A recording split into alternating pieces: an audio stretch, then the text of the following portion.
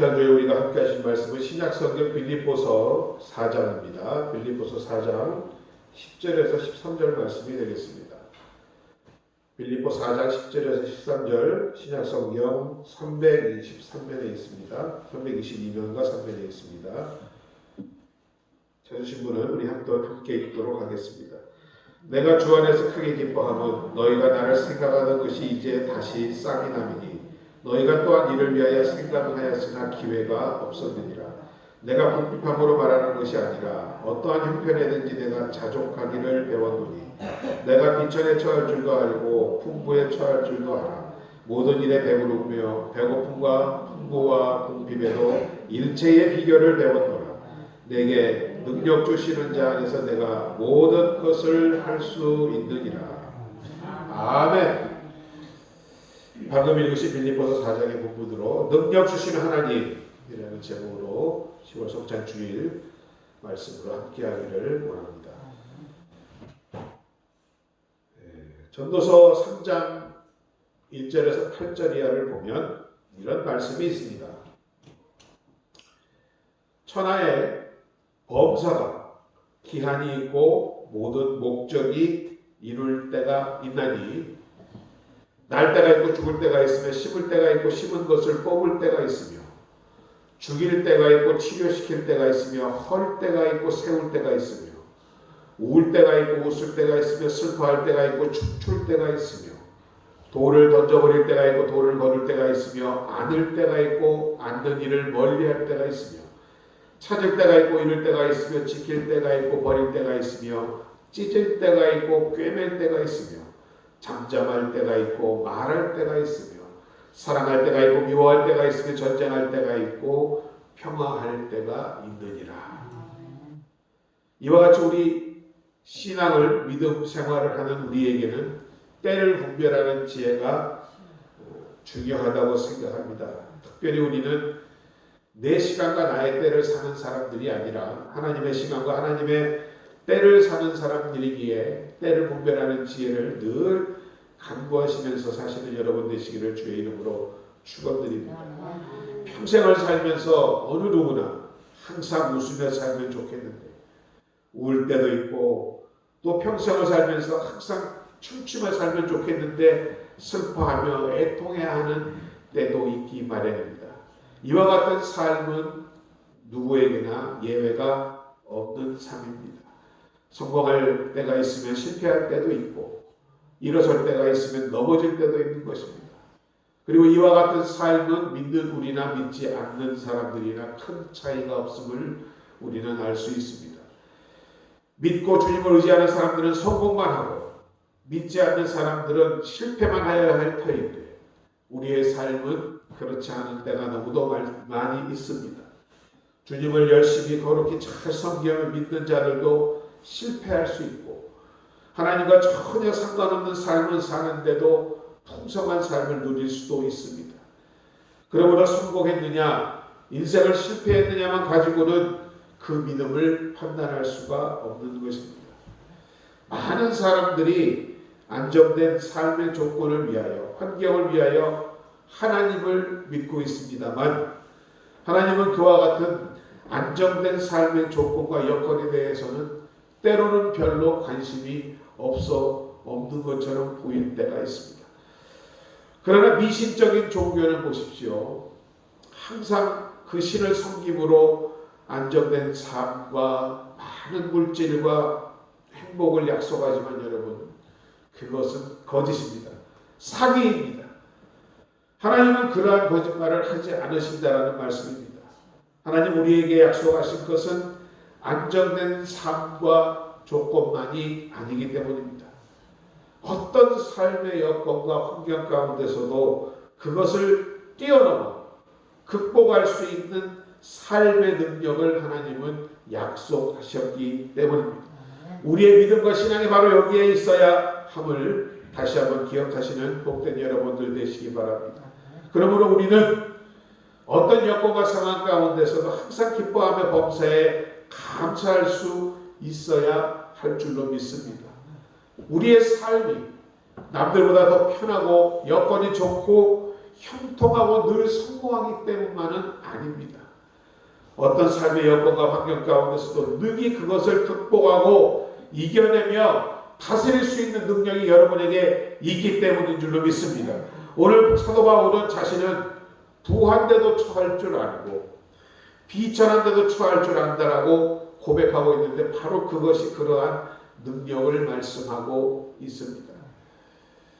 만일 여러분들이 이 세상의 형통과 안정된 삶과 축복과 행복 때문에 믿으셨다면 그것은 어쩌면 잘못된 믿음일 수도 있습니다. 왜냐하면 안정된 삶의 조건과 여건들이 흔들리게 되면 믿음도 흔들리게 되고 교회를 떠날 수 있기 때문입니다. 여러분들도 사도 바울과 같이 하나님을 믿는 믿음을 어떤 여건과 환경에서도 굴하지 않고 그것을 이겨낼 수 있는 능력을 얻는 데에 두실 수 있기를 주의 이름으로 축원합니다. 여러분, 우리의 삶들 가운데서는 특히 믿는 자들 삶들 가운데서는 우연이 없습니다. 매사가 주 안에서 필연입니다.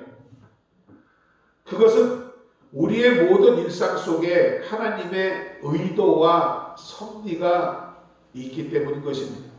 그리고 하나님의 의도와 그러한 섭리는 그것을 우리가 깨닫든 깨닫지 못하든 그것이 우리에게 유익으로 다가오든 그렇지 않든 언제나 그것은 선한 줄로 믿습니다. 그래서 예수 믿는 사람들은 언제나 나타난 상황과 환경만을 보고 생각해서는 안 되는 것입니다. 언제나 그 사건과 문제와 환경 가운데 역사하시는 하나님의 뜻이 과연 무엇일까? 왜 이런 일이 나에게 지금 이 시간에 일어났을까를 생각해 보아야만 합니다. 그래서 그 사건과 그 사건 속에 있는 하나님의 뜻과 의도가 무엇일까를 언제나 생각하며 간구하시는 여러분 되시기를 주의 이름으로 축원드립니다. 그 환경을 통해서 그 일들을 통해서 여러분에게 말씀하시는 하나님의 말씀을 계시로 받아들이는 것, 이것이 바로 진정한 신앙생활인 줄로 믿습니다. 늘 듣고 항상 듣는 이야기지만 모든 실패와 고난과 역경 속에는 하나님의 뜻이 반드시 있습니다. 그런 실패와 고난 그리고 역경 속에 숨어있는 하나님의 뜻을 우리가 깨달을 수만 있다면 그 실패와 고난과 역경이 오히려 우리에게 기회로 다가올 줄로 믿습니다. 그 고난과 역경이 성공과 축복으로 바뀔 줄 믿습니다. 그리고 그 고난당한 것이 결국 나에게 유익이었다는 믿음의 고백을 할 수 있게 될 줄로 믿습니다. 이런 실패를 만나고 그로 인하여 고난과 역경 속에 빠지는 데는 하나님의 뜻과 의도가 분명히 있습니다. 첫째, 우리의 회개와 돌이킴을 위함입니다. 지금 호주에서 사시는 한 장로님인데 예전에 제가 그분 안수 집사님 때부터 알던 분입니다. 사업을 아주 잘하셨던 분입니다. 11조를 얼마 내셨는지 아십니까? 지금 생각해도 깜짝 놀라는 일인데 11조가 5천만 원입니다. 그러니까 한 달 수익이 5억이 넘는다는 얘기죠.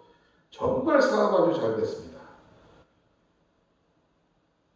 그런데 어느 날 그 회사가 부도가 났습니다. 참 모를 일이죠. 생전부터 안 날 것 같았는데 이분이 안수 집사 때 저는 일반 집사여가지고 제가 형님 했던 분인데 세상에 사업이 부도가 나면 대부분의 그 사업주들은 사기 등의 혐의로 빚을 못 갚으니까 투옥되게 됩니다. 자, 이분이 그렇게 잘 나가고 바빠서 매일 스페인으로 어디로 이렇게 출장 다니고 정신없이 그렇게 살았는데 자, 이제 감옥에 갇혀 있으니 할 수 있는 일이 많이 한정되지 않겠습니까? 다시금 하나님을 바라보게 되었습니다. 그 안에서 성경을 매일 읽고 묵상하고 기도했습니다. 그러면서 자신이 사업을 한다고 하면서 너무나 바쁜 가운데 하나님을 멀리하게 되었고 스스로가 교만하게 되었다는 사실을 깨닫고 회개합니다. 눈물로 철저히 회개하고 성경 말씀 읽고 기도하며 하루하루를 삶을 보냈습니다.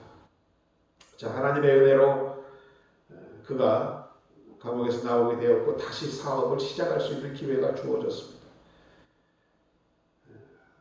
그 장로님의 마음은 그러나 이전에 사업할 때와는 전혀 다른 마음이었습니다. 이제 나에게 일어난 모든 일이 하나님의 뜻이요 은혜라는 것을 깨닫게 되었고 그 사업은 여전히 잘 번성하게 되어서 졌던 빚도 모두 갚고 다시금 회복되게 되었습니다. 그때 그 장로님이 하신 말씀이 있습니다. 그때 내가 참 잘 망했습니다. 그때 망하지 않았으면 나는 아주 망했을 것입니다 라는 고백을 했던 기억이 납니다. 이와 같이 우리들이 당하는 고난과 역경 중에는 하나님의 뜻과 섭리가 반드시 숨어 있음을 믿는 여러분 되시기를 주의 이름으로 축원드립니다. 여러분, 우리가 성경을 보면 하나님의 심판의 때가 있을 것이라는 것을 우리가 선지서를 통하여 알 수 있습니다. 때로는 그것이 우리를 힘들게도 합니다만 하나님이 우리를 심판하시고 어렵게 하시는 것은 결국 멸망해서 죽으라는 뜻이 아니라는 것을 아시지 않습니까? 다시금 회복하고 온전한 축복을 받으라는 뜻인 것을 우리가 알기에 그것을 아시는 여러분들께서는 고난과 역경 중에서도 반드시 하나님의 뜻을 알고자 더욱 기도하시며 나가시는 여러분 되시기를 주의 이름으로 축원드립니다. 두 번째 이와 같은 일은 우리를 연단하기 위함입니다. 에레미야서 12장을 보면 에레미야 선지자가 하나님께 질문합니다. 하나님, 왜 하나님을 믿고 하나님의 뜻대로 살고자 그토록 애쓰는 사람들의 삶 가운데에 오히려 고난과 어려움이 있고 하나님의 뜻을 알지도 못하고 알면서도 악을 행하는 사람들의 형통한 삶을 살게 하십니까라고 하나님께 에레미야가 질문했습니다. 그에 대한 하나님의 대답은 이러했습니다. 내가 보행자와 함께 달려도 피곤하면 어찌 능히 말과 경주하게 되냐. 편안한 땅에서는 무수하려니와 요단의 창이란 중에서는 어찌하겠느냐. 잘 이해가 안 가죠? 그러나 이 질문 가운데서 우리는 하나님의 대답을 발견할 수 있어야 합니다.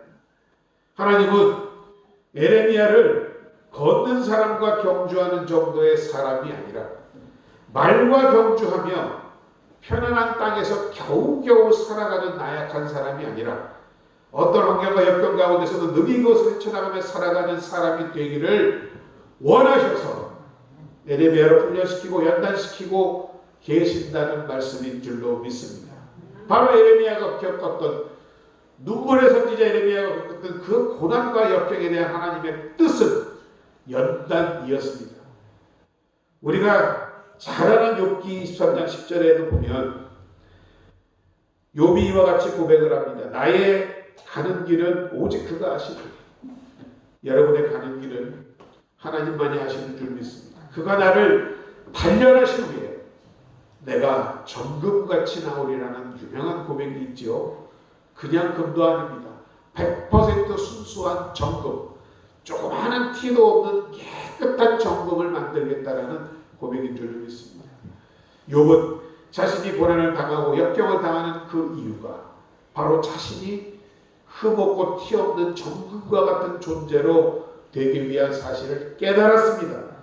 그래서 그 고난과 역경 가운데 숨어있는 하나님의 그 의미를 깨달았기 때문에 그는 그 어려움을 이겨낼 수 있었습니다. 그리고 욥의 결과를 여러분이 아시지 않습니까?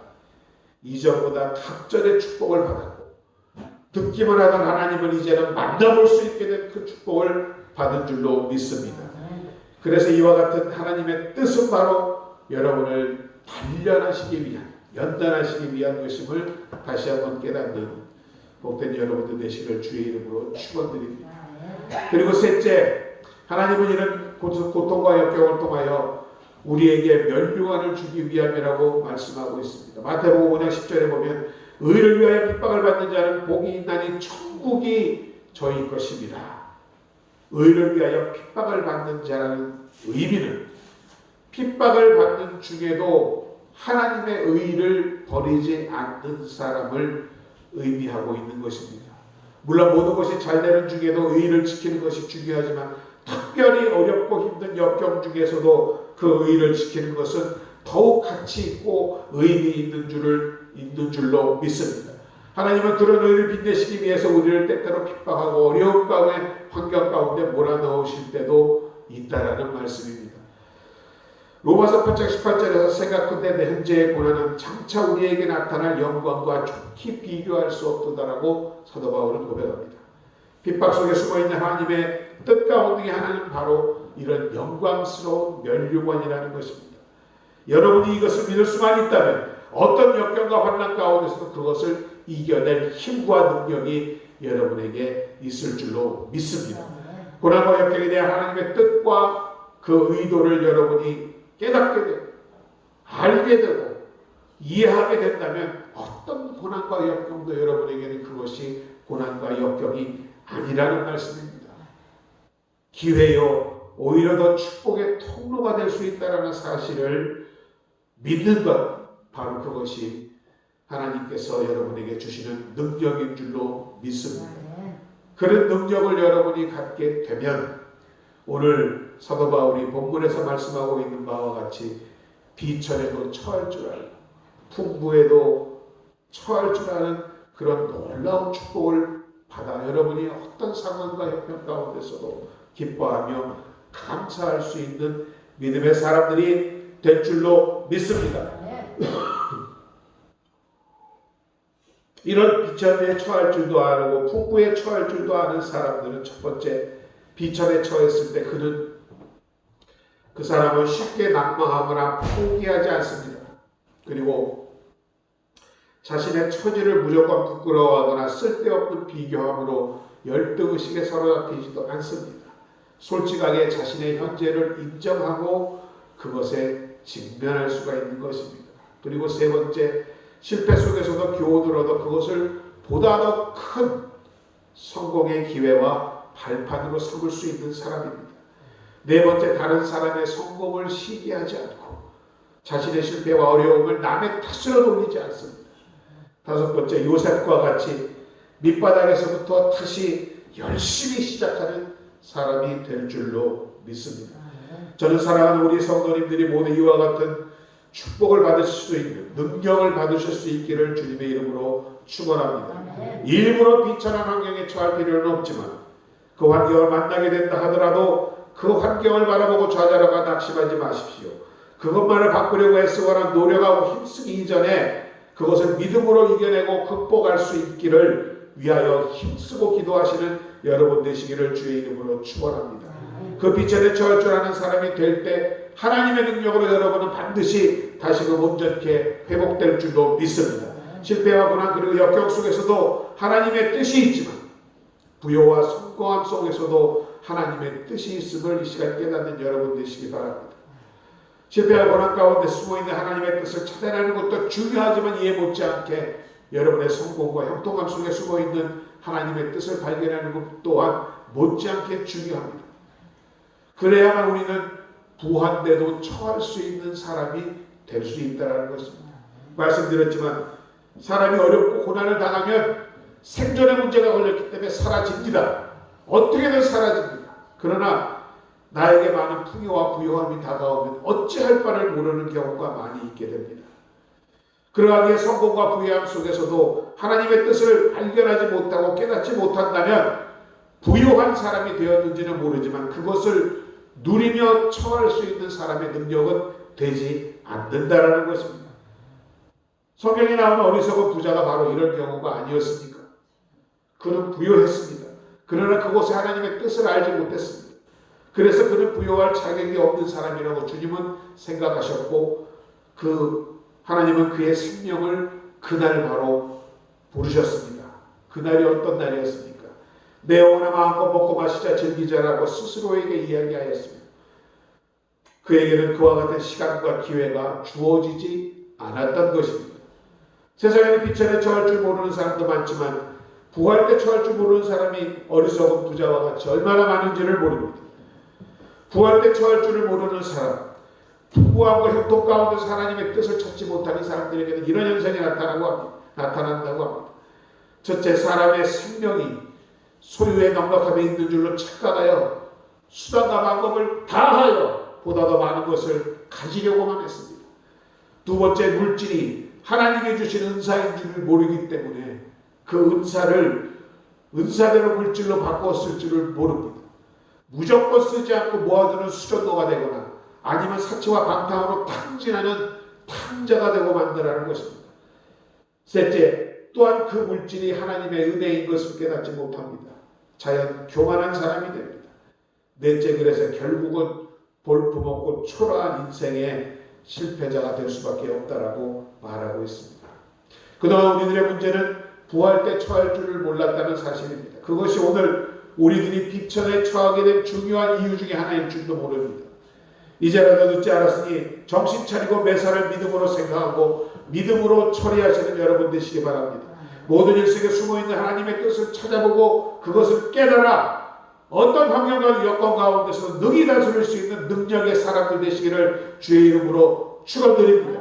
그러할 때 그동안 우리는 부요함에 숨어있는 하나님의 뜻을 제대로 살피지 못한 것, 성경의 어리석은 부자처럼 살았던 것을 회개하는 우리 자신이 될 줄 있을 줄로 믿습니다. 회개하여야 할 사람은 핑계대지 말고 반드시 회개하는 역사가 있어야 합니다. 작은 일 하나라도 대수롭게 심상히 여기지 말고 철저히 회개하는 기회로 삼는 여러분 되시기를 주의 이름으로 축원드립니다. 사랑은 그것과 이 일이 상관없는 일이라고 우리를 속이지만 속지 않는 여러분 되시기 바랍니다. 나의 죄 때문에 이와 같은 어려운 일이 일어나는 것이라고 생각하고 상한 심령과 마음으로 하나님께 무릎 꿇는 여러분 되시기를 주의 이름으로 축원드립니다. 우리가 회개하고 하나님께 무릎만 꿇는다면 우리는 시험을 이길 수 있게 될 것입니다. 왜냐하면 시험을 하면 할수록 사단에게는 손해가 되기 때문에 사탄이 그 시험을 버리고 떠날 수 있기 때문인 줄로 믿습니다. 또한 연단받아야 할 사람은 두려워하지 말고 담대함으로 그 연단을 능히 받는 여러분 되시기 바랍니다. 그래야 하나님이 기대하시는 대로 말과도 경주하고 요단강의 찬이란 중에서도 능히 살 수 있는 여러분 되시기를 주의 이름으로 축원드립니다. 할 수만 있다면 오늘의 비천함이 절대 우리를 침몰케 하지 못할 것입니다. 그리고 그 비천함이 우리가 생각하는 것처럼 최악의 상황이 아니며 그 속에서도 바울과 같이 우리가 얼마든지 자족하며 살 수 있는 믿음의 사람들이 될 수 있을 줄로 믿습니다. 말씀을 마치겠습니다. 우리들에게 정말 필요한 것은 눈에 보이는 환경과 좋은 여건이 아닙니다.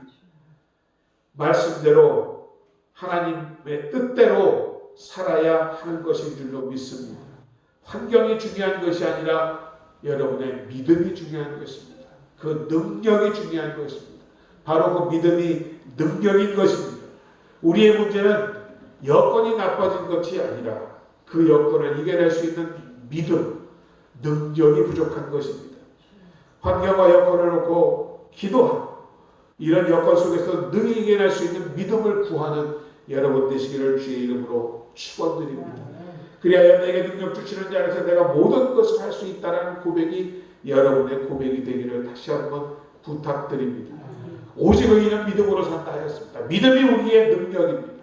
이 믿음을 오늘도 더욱 굳세게 붙들고 이번 기회에 하나님을 더욱 굳세게 믿음으로 그 능력을 받아 승리하는 여러분들의 삶이 되시기를 주의 이름으로 축원드립니다. 아버지 하나님 은혜와 사랑을 감사드립니다. 귀한 성찬 주일 오늘도 말씀으로 충만케 하시니 감사드립니다. 우리가 비천에 처할 줄도 알고 풍부에 처할 줄도 알고 모든 일에 하나님의 뜻과 섭리가 있음을 깨달아 알므로 어떤 역경과 환경 가운데서 능히 이것을 믿음으로 이기는 하나님의 지혜의 사람들 되게 하여 주옵소서. 그리하여 언제나 하나님과 함께함으로 내게 능력 주시는 자여서 내가 모든 것을 할 수 있다라는 고백이 우리의 고백이 되게 하여 주옵소서. 예수님의 이름으로 감사드리고 기도드립니다. 아멘. 자, 이 시간 우리 묵상 기도함으로 성찬을 준비하도록 하겠습니다.